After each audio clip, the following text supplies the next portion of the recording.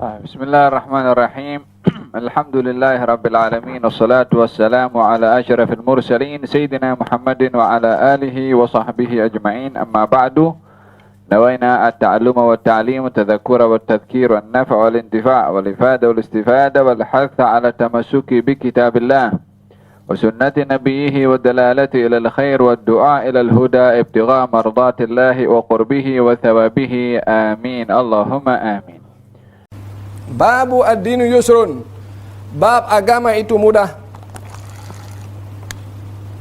Anna Nabiya sallallahu alaihi wa alihi wasallam qala, Rasulullah sallallahu alaihi wasallam bersabda, hadis diriwayatkan oleh Sayyidina Abu Hurairah, sesungguhnya agama ini mudah dan tidak dipersusah agama ini oleh seseorang, melainkan agama ini akan mengalahkan kepada orang yang bikin dirinya susah ketika beribadah.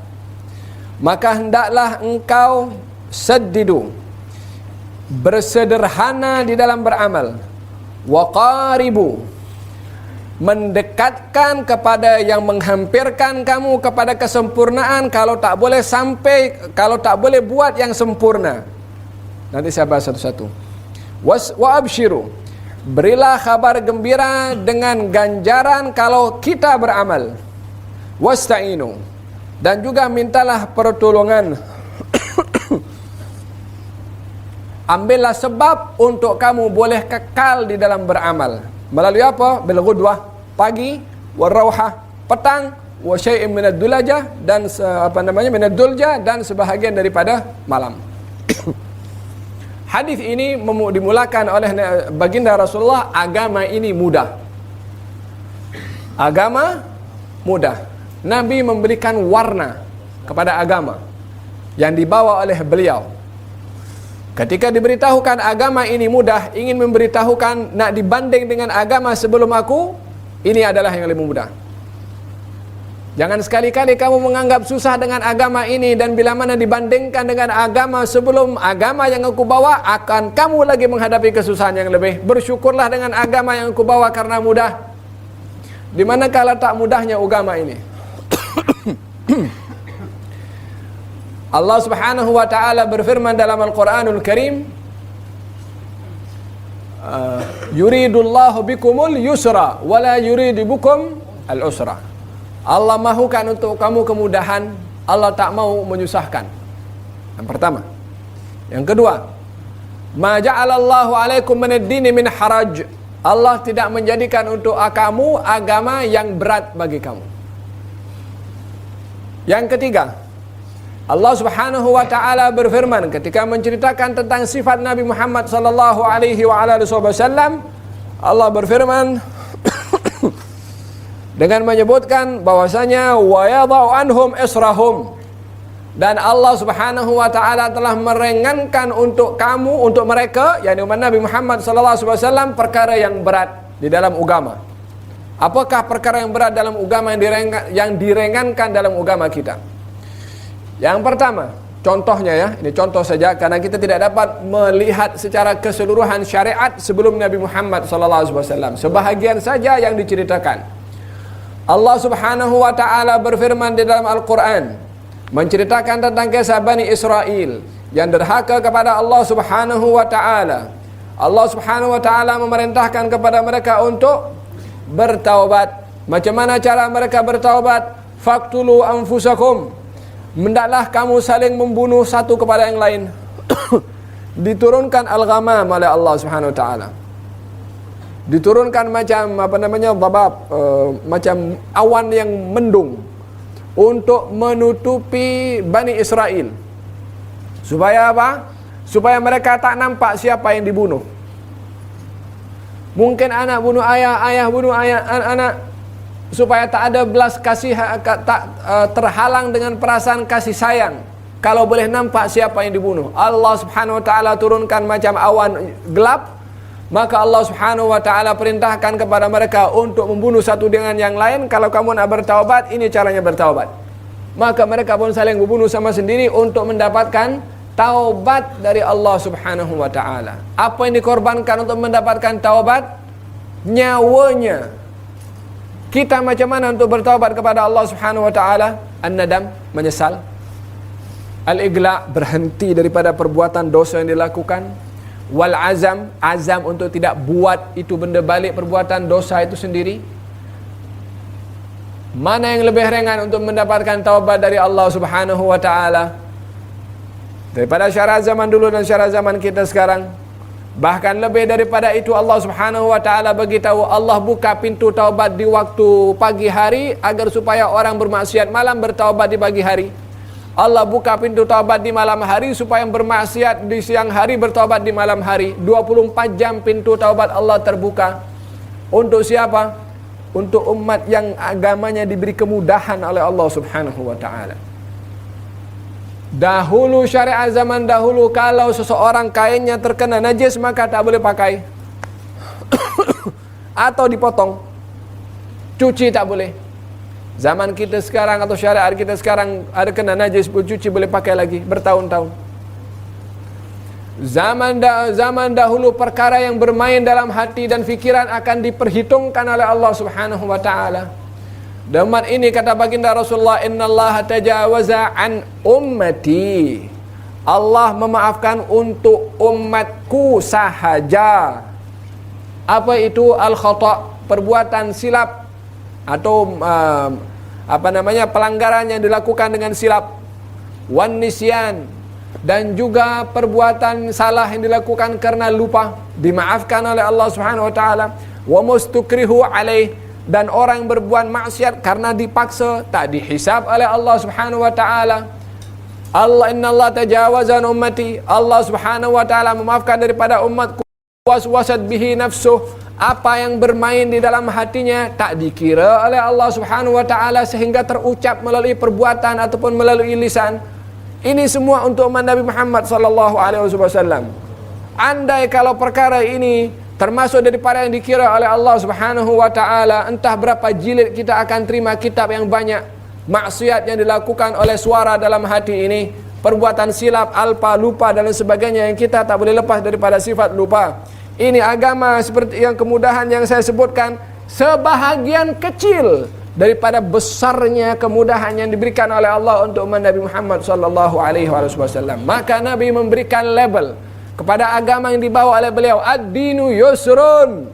Agama ini mudah, jangan kamu mempersusah di dalam agama. Peliknya sebahagian orang ini yang diberi kemudahan di dalam agama tak puas hati dengan agama yang mudah, mempersusah diri.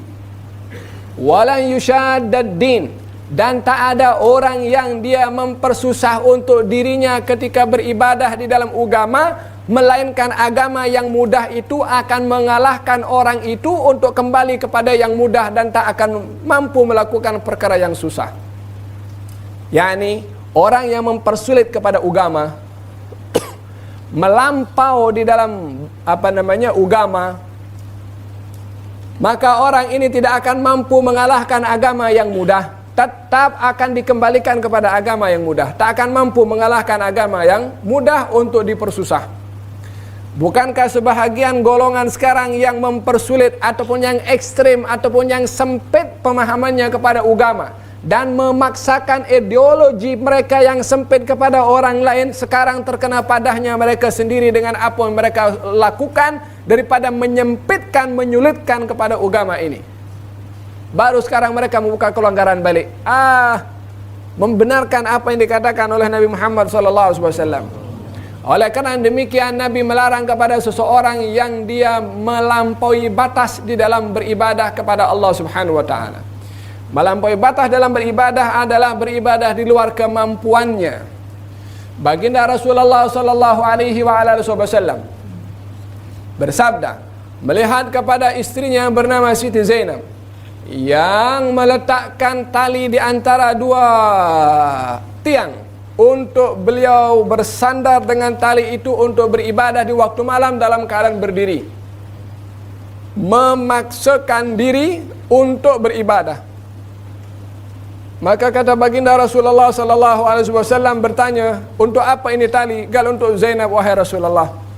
Gal lepaskan. Disuruh oleh Nabi untuk beramal mengikut kemampuannya, disebabkan Allah tidak memaksakan seseorang dalam beribadah melebihi daripada kemampuan.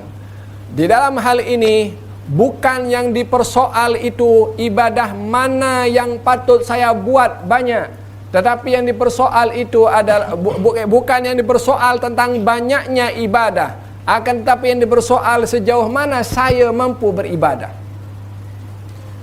Kalau kita nak melihat banyaknya ibadah, memang banyak sangat, siapa yang boleh buat semua ibadah.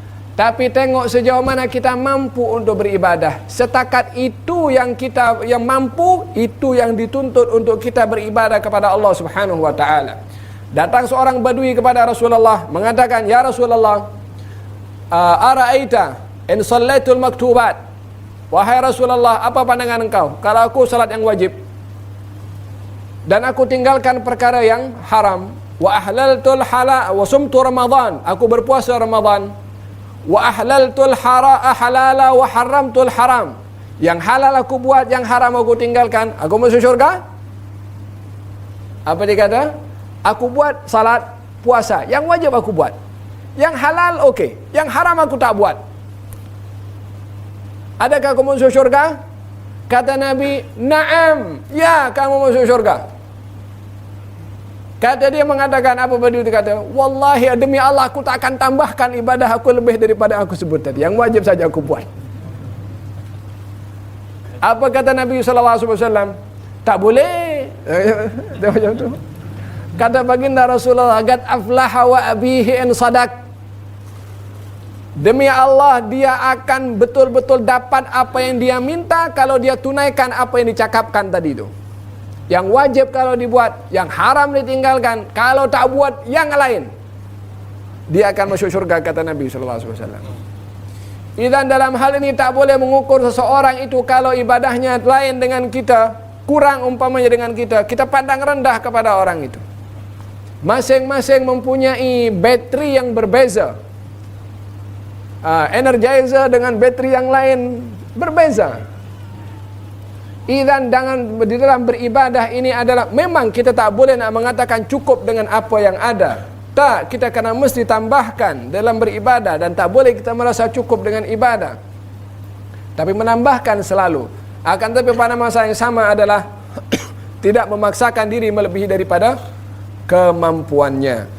Maka baginda Rasulullah bersabda, ini agama mudah. Tak ada orang yang menyusahkan di dalam beramal dalam agama ini, melainkan agama yang mudah ini akan mengalahkan orang yang menyusahkan. Oleh karena demikian, al-fuqaha, ahli fiqah, sentiasa akan mencari kemudahan di dalam agama bila mana ada peluang untuk mengambil yang mudah. Al-fuqaha bila mana bermusafir, dia nak qasar, dia nak jamak, walaupun tak letih, walaupun tak ada susah. Apa pasal? Allah bagi kemudahan. So kita nak ambil yang kemudahan yang Allah bagi, bukan disebabkan oleh kerana dia tak mampu untuk salat 4 rakaat, ataupun dia tak mampu untuk menyempurnakan puasanya dan lain sebagainya. Tapi dia nak ambil itu kemudahan Allah bagi. Tak ada sebab daripada dia nak jamak dan qasar, melainkan karena itu kemudahan yang Allah bagi. Ad-dini yusrun, agama ini mudah. Walihada orang-orang yang melampaui, kata baginda Rasulullah, halakal mutanatti'un, celaka orang yang melampau di dalam beribadah kepada Allah Subhanahu wa taala. Fahimtum hakadha agama ini. Kata baginda Rasulullah sallallahu alaihi wasallam, ad-dinu yusrun bu'ithtu bil hanifiyatis samhah. Saya diutus oleh Allah dengan agama yang benar dan agama yang mudah. Dan bila mana Nabi mendapati segolongan manusia yang menyusahkan di dalam beragama dan kesusahannya itu melibatkan kepada orang lain, Nabi akan menegur dengan sekeras-kerasnya. Mu'adz ibn Jabal, yang dikategorikan sahabat terdekat kepada Nabi, orang yang dipuji oleh Nabi karena ilmunya dalam ilmu fiqh, orang yang dipuji karena bacaan Qur'annya indah dan banyak hafal kepada Al-Quran, menjadi imam di sebuah masjid ataupun di sebuah surau. Di dalam salatnya dia membaca surat yang panjang, sehingga orang yang menjadi makmum di belakang ini komplain kepada Nabi SAW. Ya Rasulullah, ini Mu'adz salat panjang sangat. Maka baginda Rasulullah sallallahu alaihi wasallam memanggil kepada Muadz.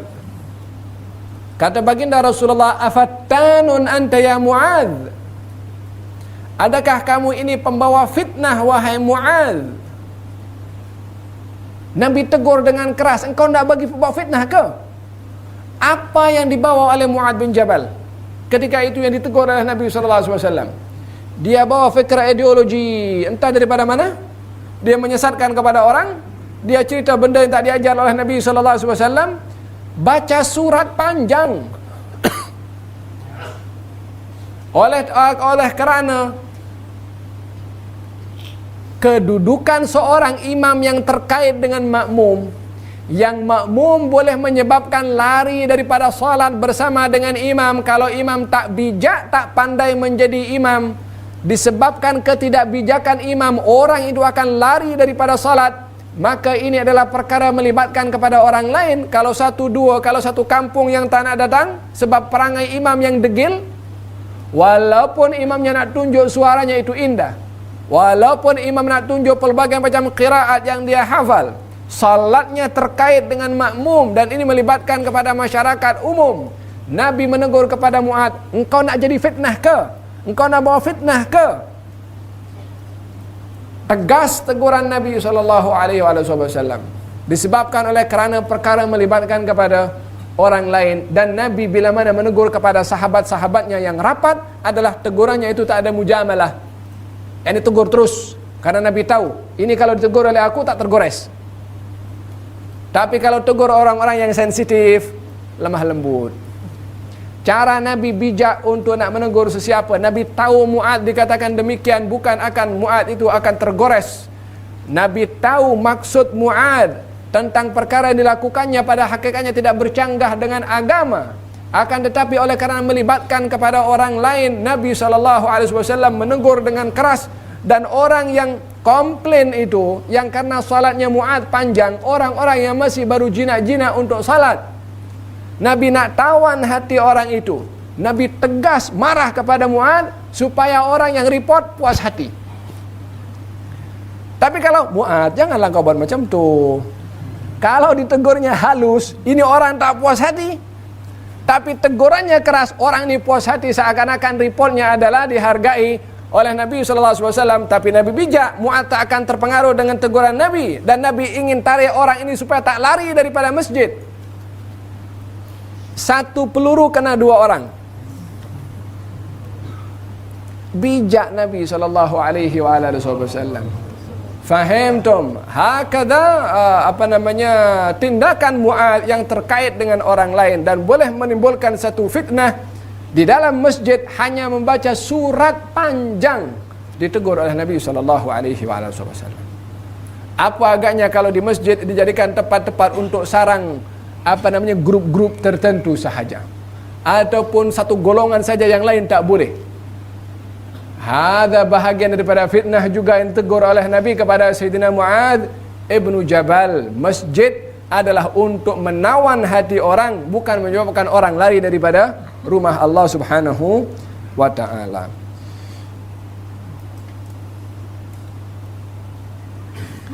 Maka baginda Rasulullah SAW bersabda, fasaddidu. Saddidu. Apakah saddidu? Hendaklah kamu bersederhana di dalam beramal.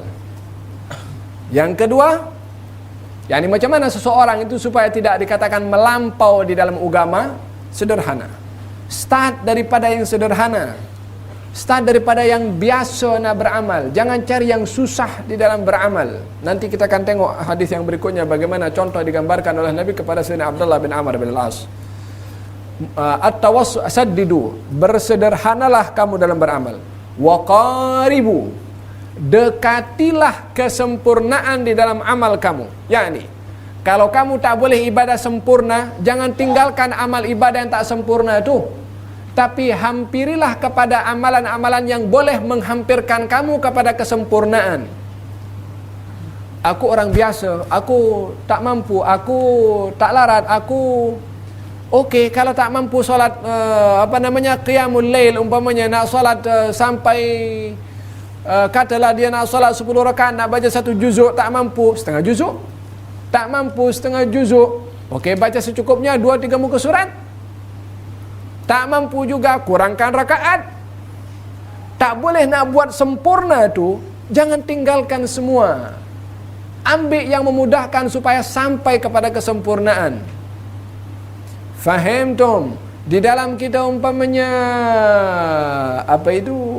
Salat yang jumlah bilangannya banyak, kita tak mampu buat banyak. Jangan buat banyak, buat sikit. Tapi jangan komplain kalau buatnya banyak. Bila mana melakukan zikir kepada Allah Subhanahu wa taala, orang lain baca 1000 kali, kita tak mampu baca 500, tak mampu baca 100, tak mampu baca 50. Hampirkan diri untuk melakukan amal perbuatan dengan sederhana yang boleh menghampirkan kita kepada kesempurnaan kalau kita tak boleh buat yang sempurna. Ini makna qaribu. Qaribu, dekatilah amal ibadah sampai kepada kesempurnaan. Walaupun bukan ibadah yang sempurna, hampirilah. Kurang-kurang ada ibadah yang dibuat. Yang ketiga, wa abshiru, berilah kabar gembira. Macam mana memberi kabar gembira? Bahagian daripada wasilah yang membangkitkan semangat kita untuk beribadah. Tengoklah ganjaran apa yang saya boleh dapat dengan ibadah itu. Allah Subhanahu wa baginda Rasulullah sallallahu alaihi wasallam bersabda, kalimatani khafifatani 'ala lisani thaqilatani fil mizani khafifatani 'ala habibatani ila rahman subhanallah bihamdihi subhanallahil azim. Dua kalimat mudah di lisan, berat di timbangan, disukai oleh yang maha pengasih, subhanallah bihamdihi subhanallahil azim. Jadi orang itu subhanallah bihamdihi subhanallahil azim, bayangan dia ini kalimat mudah di lisan, Allah suka dengan kalimat ini. So dia dirangsang untuk ketika beramal dengan ganjaran yang dia tahu ganjaran apa yang dia dapat. Makanya orang kalau berlumba itu bersaing pasal apa? Dia tahu ganjaran di sana besar. Demikian juga dalam beramal. Kenalilah ganjaran apa yang kita boleh dapat. Salat duha apa ganjarannya? Salat witir apa ganjarannya? Salat qabliyah ba'diyah apa ganjarannya? Berzikir berselawat apa ganjarannya? Ganjaran yang kita tahu itu yang membangkitkan semangat untuk kita beramal. Tapi kalau kita tak tahu, ikut saja orang buat, kita tak tahu, lama-lama kita berhenti. Tapi kalau kita tahu ganjaran apa yang kita dapat melalui amal, itu akan memanggil kepada kita untuk banyak beramal. Abshiru, berilah kabar gembira kepada diri kamu ketika beramal. Yang diri ini adalah diancam dengan hawa nafsu yang membawa kita kepada malas. Kalau kita malas, bagi tahu, ya nafs, wahai hawa nafsu, engkau buat ni ganjarannya besar. Bagi tahu kepada hawa nafsu beramal supaya dengan apa? Dengan diberitahukan apa ganjarannya. Sama juga dengan orang lain yang malas beramal. Beri kabar gembira. Jangan kamu tak beramal masuk neraka jahanam kamu. Dipanggang dalam neraka kamu. Allah. Bagi kabar gembira dulu. Jangan bagi neraka, bagi syurga, bagi nikmat dulu. Hakadha konsep yang diajar oleh Nabi sallallahu alaihi wasallam. Basyiru wa la tunaffiru. Berilah kabar gembira, jangan bikin orang lain lari daripada engkau. Konsep yang tanfir terlebih dahulu menakut-nakutkan kepada orang lain. Lama-lama orang itu fed up. Lama-lama orang itu takkan kejam macam ni. Allah Subhanahu wa taala tunjukkan rahmat Allah Subhanahu wa taala. Hakadha konsep diajar oleh Nabi sallallahu alaihi wasallam. Absyiru, beri kabar gembira. Orang yang malas ibadah, bagi tahu dulu apa fadilah ibadah itu. Lama-lama tak mampu dengan kabar gembira, baru beri peringatan. Jangan diancam dulu di dalam memberitahukan kepada orang lain, kecuali dengan berita gembira. Kemudian wasta'inu, mintalah pertolongan kepada Allah Subhanahu wa ta'ala. Mintalah pertolongan. Minta pertolongan kepada apa? Melalui waktu pagi dan waktu petang. Yakni mintalah pertolongan di dalam beramal. Ini semua cara Nabi mengajarkan supaya seseorang sederhana di dalam beramal. Cara Nabi memberitahukan kepada seseorang supaya mahu beramal, supaya tidak malas beramal. Pertama, sederhana. Jangan cari yang banyak-banyak. Sederhana. Yang kedua,